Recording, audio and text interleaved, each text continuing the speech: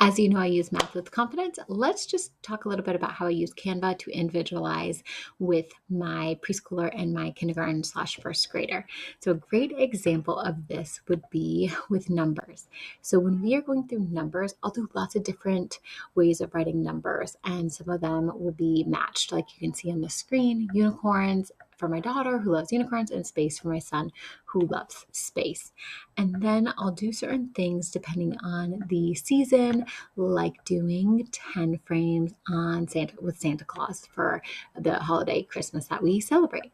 Another is we love the song Hickory Dickory Dock Crash. So I put all the animals.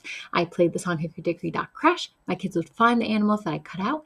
And for my son, who's kindergarten, first grade, would match it with a clock and a digital time.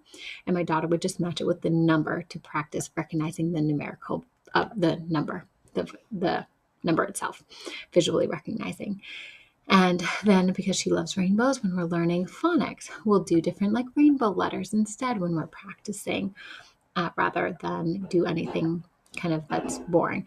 For my son, I'll make random unscramblers because he likes unscramblers, or I'll make these like read and match based on words that he's learning to read or sentences he's learning to read.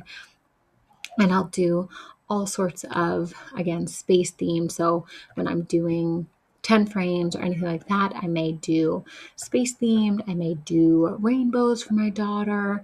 And this one, I think I did the different houses, like at house. So, and the plan is I'd put CM to make Matt cat. And on the rocket, I put at, and they would just, my son would kind of practice not covering, but putting the planet and being able to read that word. And so that's sort of another example of just me figuring out ways to, rather than just write letters, just make it a little bit more fun and engaging for my kids.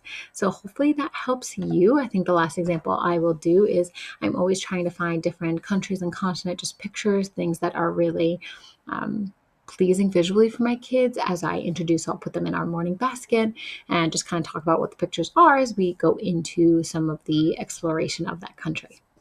And so those are some examples on how I can individualize using a curriculum without putting in too much work.